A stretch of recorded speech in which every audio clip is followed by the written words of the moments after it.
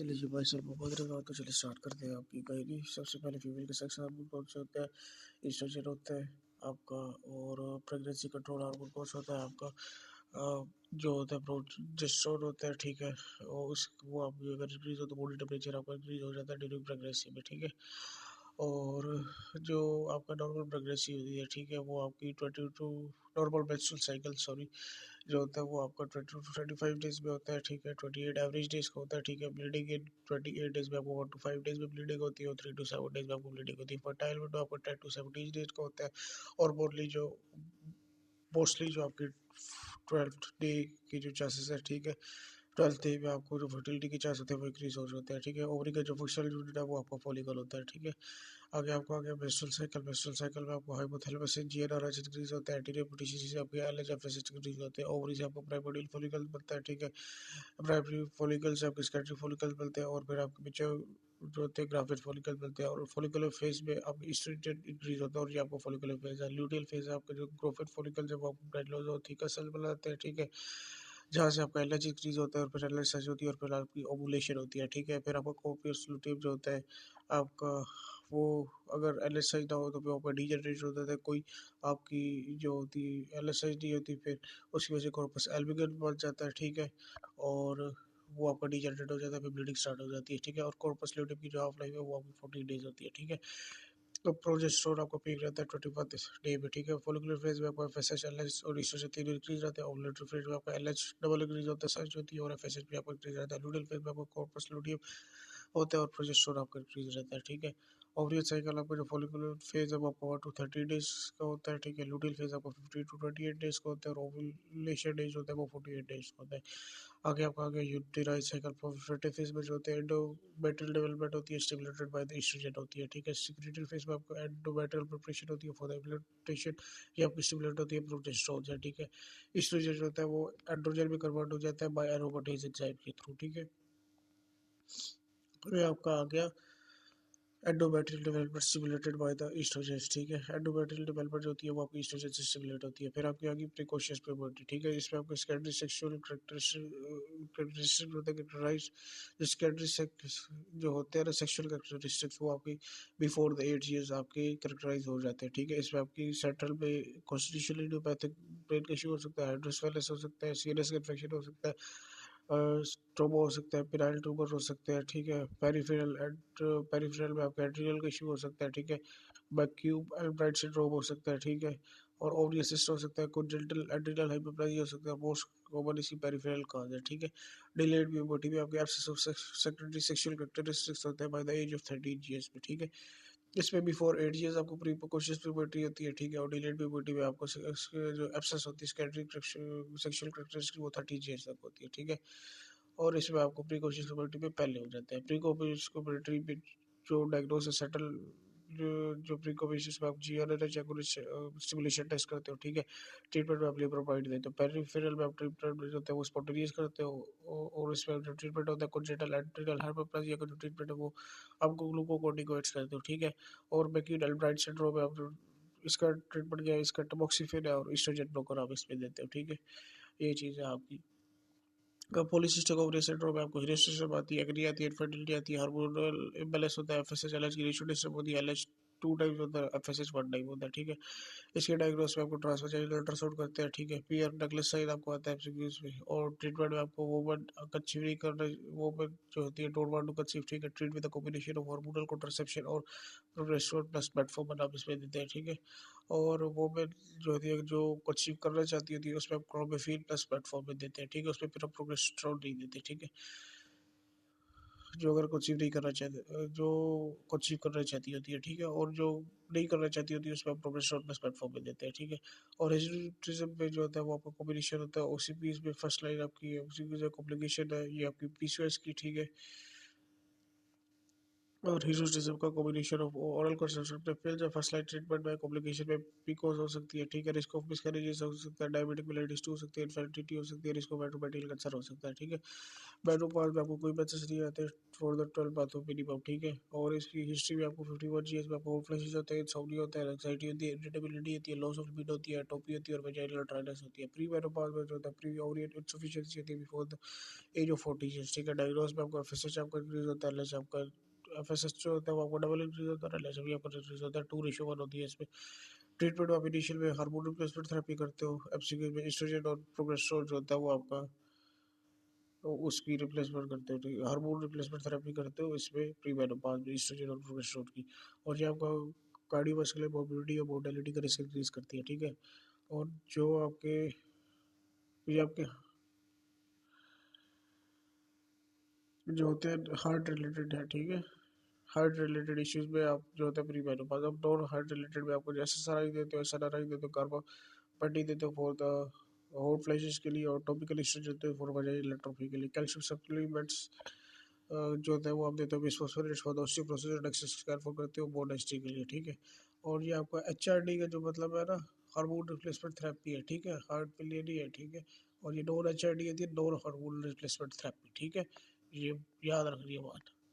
Heart related हो रहा है उसमें कार्डियोवास्कुलर मोबिलिटी होती है, ठीक है। एचआरडी को हार्ट रिलेटेड थेरेपीज भी बोलते हैं, ठीक है, वो अलग टॉपिक है। आगे आपका आ गया इनफर्टिलिटी, ठीक है। इनफर्टिलिटी में आपको जो होता है वो आपको कुछ ही नहीं कर सकते मोर देन 12 मंथ्स के लिए, ठीक है। आपको नॉर्मल और रेगुलर जो होते हैं अनप्रोडक्टिव सेक्सुअल एक्टिविटी होती है, ठीक है। जो रेगुलर और अनप्रोडक्टिव सेक्सुअल एक्टिविटी होती है लेस दैन 35 ईयर्स एज होती है, ठीक है। प्राइमरी इनफर्टिलिटी में आपको जो कोई प्रायर प्रेगनेंसी नहीं होती, सेकेंडरी इनफर्टिलिटी में आपको एटलीस्ट प्रायर प्रेगनेंसी होती है। मेल में जो होता है वो आपका अफेक्टेड में टेस्टिकुलर इंजरी होती है, पिट्यूटरी में आपको इश्यूज हो सकते हैं, क्लैड में साइज ऑफ हाइपोगोनाडोसिस में आपको डायलफिल्टर सिंड्रोम हो सकता है, डायग्नोसिस का कैरियोटाइप भी करते हैं, वेरिकोसिल हो सकता है, मेडिकेशन में आप क्रिमेटाइड स्पाइरोलैक्टोन कॉर्टिकोस्टेरॉइड आप इसको देते हैं।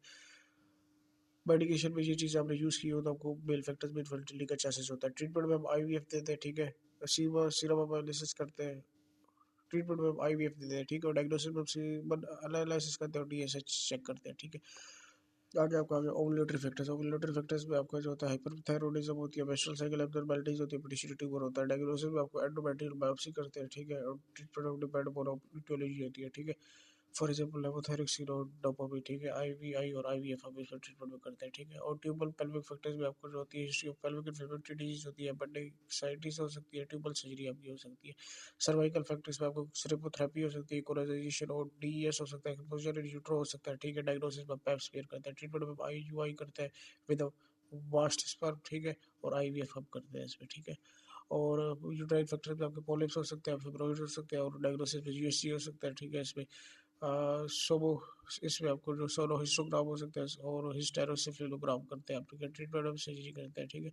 पॉलिप्स होते हैं, मास ग्रोथ लाइक फैक्टर्स होते हैं, सर्विक्स पेन, एंडोमेट्रियम में इसमें आपको कोई पेन नहीं होता, फिब्रोइड्स में आपको ट्यूमर होता है, बेनाइन यूट्रस में होता है, मसल इन्वॉल्विंग बायोमेट्रियम होती है, ठीक है। और आपका जो होता है अब नॉर्मल यूट्राइन ब्लीडिंग में आपको जो होता है इसमें नॉर्मल जो होती है नॉर्मल यूट्राइन ब्लीडिंग वो नॉर्मल 2 to 7 डेज की होती है, ठीक है। और स्ट्रक्चरल काजेस करते हैं पॉलिप्स, एडिनोमाइसिस, लियोमायोमा, मैग्नेटाइसिस और हाइपरप्लेजिया, ठीक है। बेस्ट नॉन स्ट्रक्चरल काजेस जो होती है वो आपकी कोगुलोपैथी होती है, ओवुलेटरी डिस्फंक्शन होता है, एंडोमेट्रियल होती है, एट्रोजेनिक होती है। और इसमें जो होती है ये आपकी एबनॉर्मल ब्लीडिंग की काजेज है, ठीक है, यूट्राइन ब्लीडिंग की। डायग्नोसिस में बीटा करते हैं, सीबीसी एनीमिया करते हैं, पेप्समियर करते हैं, एनईडी करते हैं, पीटीटी करते हैं, ठीक है। और यूएससी करते हैं, पीको चेक करते हैं और यूट्राइन मास चेक करते हैं इसमें, ठीक है। परफॉर्म द एंडोमेट्रियल बायोप्सी, अगर एंडोमेट्रियम जो है मोर देन 4 mm से पोस्ट मेनोपॉजल मूव में एज मोर देन 45 ईयर्स है, ठीक है। तो अगर पेशेंट लेस तो अगर पेशेंट लेस 35 अगर मोर देन 35 ईयर्स है, ठीक है, रिस्पेक्ट फॉर एंडोमेट्रियल हाइपरप्लेजिया होता है, ठीक है। और बेस्टोडियम करते हैं, इनमें हम एंडोमेट्रियल परफॉर्म बायोप्सी परफॉर्म करते हैं। ट्रीटमेंट में हम अच्छा अक्यूट हैवी ब्लीडिंग में शॉर्ट ड्यूरेशन है तो इसमें आप जो फर्स्ट लाइन ट्रीटमेंट है इससे इंक्रीज करेंगे आईवी और 1 आवर के लिए ब्लीडिंग स्टॉप करेंगे, combined OCP progesterone when bleeding stop हो जाएगी तो फिर करेंगे, ठीक है। आगे आपका आगे एस्ट्रोजन अगर कॉन्ट्राइंडिकेटेड हो तो उसमें हाई डोज प्रोजेस्टेरोन देते हैं, ठीक है, अलोन, ठीक है। और फर्स्ट लाइन मैनेजमेंट में अगर ब्लीडिंग कंट्रोल नहीं होगी तो फिर हम डीएचसी कर देते हैं, ठीक है। ओवुलेटर ब्लीडिंग में मेनोरेजिया में आपको जो होता है आप फर्स्ट ऑफ ऑल अब ब्लड लॉस को कम करते हो, ठीक है। एसिड्स देते हो, ठीक है, ट्रांसजेनिक एसिड देते हो, ठीक है। अगर पेशेंट हेमोडायनामिकली स्टेबल रहते हो उसे ओसीपी देते हो, प्रोगेस्टेरोन देते हो 10 डेज के लिए, और प्रोजेस्टेरोन आईयूडी आप लगा देते हो, और इसमें आप हिस्टेरोस्कोपी करते हो वैसे एज टेस्ट के लिए। कॉन्ट्रासेप्टिव मेथड में जो मोस्ट इफेक्टिव 99% है वो आपका कॉपर आईयूडी है, ठीक है। एडवांटेज इफेक्टिव फॉर 10 years होती है, सेफ विद ब्रेस्ट फीडिंग होता है। Disadvantage risk for the ectopic pregnancy हो सकता है, ठीक है। इम्प्लांट प्रोजेस्टेरोन ओनली इम्प्लांटेशन करते हैं इसमें, ठीक है। और एडवांटेजेस आपका जो आगे आपका आ गया ये कॉपर आईयूडी है, ठीक है। आगे इम्प्लांट प्रोजेस्टेरोन ओनली इम्प्लांट, इसके एडवांटेज 3 चीजें, सेफ विद ब्रेस्ट फीडिंग है। डिसएडवांटेज इरेगुलर पीरियड आ सकते हैं, स्कारिंग होने से साइड आ सकती है।